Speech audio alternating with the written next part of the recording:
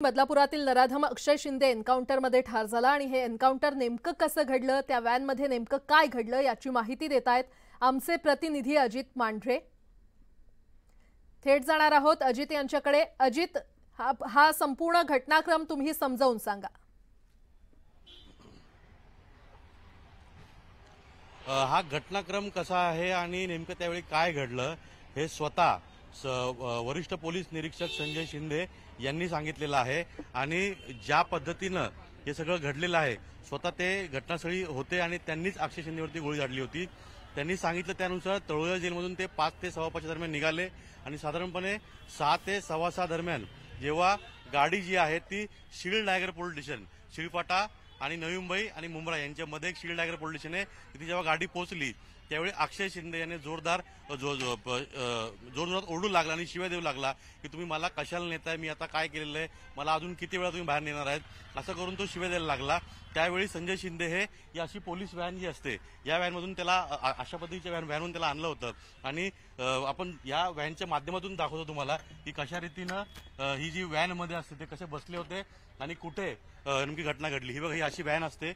या व्हॅनमध्ये संजय शिंदे यांनी जो जबाब दिलेला आहे या जबाबानुसार आपण जर पाहिलं तर त्यांनी सांगितल्यानुसार संजय शिंदे ड्रायव्हरच्या या सीट जवळ बसले होते आणि इथून ही व्हॅन जी आहे त्यानंतर हे जे सहाय्यक पोलीस निरीक्षक आहेत निलेश मोरे, त्यानंतर अभिजित मोरे आणि अक्षय शिंदे हे तिघं इथे बसले होते। मध्ये अक्षय होता। ही व्हॅन तशीच व्हॅन आहे जी ती व्हॅन होती, बसले होते। त्यांना तिथे शिवीगाळाचा आवाज आला।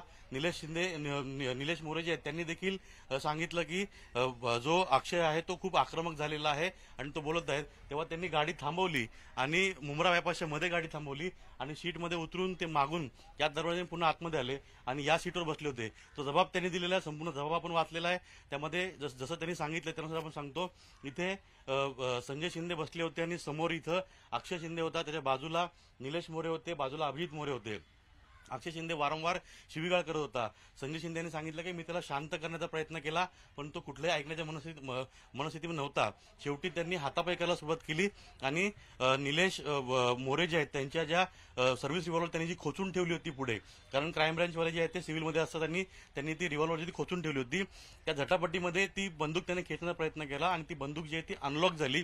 त्यात त्याने बंदूक काढताना ती बंदूक खेचली आणि त्याने अक्षय शिंदेने एक फायर जो आहे तो एक गोळी जी आहे ती निलेश मोरे जे आहेत त्यांच्या पायावर झाडली। निलेश मोरे खाली पडले आणि हे सर्व होत असताना आम्ही पुन्हा म्हणजे संजय शिंदे यांनी असं म्हटलं की आम्ही पुन्हा अक्षय शिंदेला पकडण्याचा प्रयत्न केला। तेव्हा झटापटी इथे सुरू होती पण त्याने पुन्हा उठला आणि आता मी कोणाला जीवन सोडणार नाही आणि कोणालाच मी आता ठेवणार नाही, मला वारंवार तुम्ही का घेऊन जाताय, अशा पद्धतीचा आढावडा करू लागला, शिवीगाळ करू लागला। आणि हे सर्व होत असताना त्याने 2 गोळ्या झाडल्या। त्या 2 गोळ्यापैकी जो जबाबमध्ये आले त्यानुसार एक गोळी खाली आणि एक गोळी इथे बाजूला या भागात कुठे लागली असं म्हटलेलं आहे। आणि हे सर्व होत असताना संजय शिंदे जे आहेत ते या भागात आले होते आणि त्यांनी रिव्हॉल्वर काढून शेवटी एक गोळी जी आहे ती अक्षय शिंदेच्या दिशेने झाडली। तेव्हा अक्षय शिंदेच्या गोळी जी आहे ती चेहऱ्यावरती लागली आणि तो जखमी त्याला खाली पडला।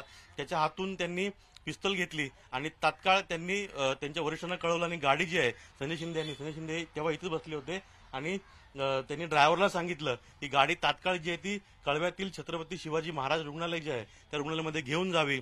आणि तिथे ते घेऊन गेल्यानंतर त्यांनी अक्षय शिंदेला आणि निलेश मोरे या दोघांनाही उपचाराकरता कळवा हॉस्पिटलमध्ये दाखल केलं। तिकडे उपचार सुरू असताना त्यांनी असं म्हटलं, मला नंतर डॉक्टरांनी येऊन सांगितलं की आपण ज्या आरोपीला हॉस्पिटलमध्ये दाखल केलेला आहे तो हॉस्पिटलमध्ये दाखल होण्यापूर्वीच त्याचा मृत्यू झालेला आहे। आणि त्यामुळेच ही संपूर्ण घटना जी आहे ही अशी व्हॅन जी आहे या व्हॅनमध्ये घडलेली आहे। व्हॅनचं पुढे तिथे पोलीस ग्राउंडमध्ये FSLची संपूर्ण टीम आलेली आहे, वरिष्ठ अधिकारी टीम आहे आणि पूर्ण व्हिडिओग्राफिंग एक नमुना तपासला जातोय।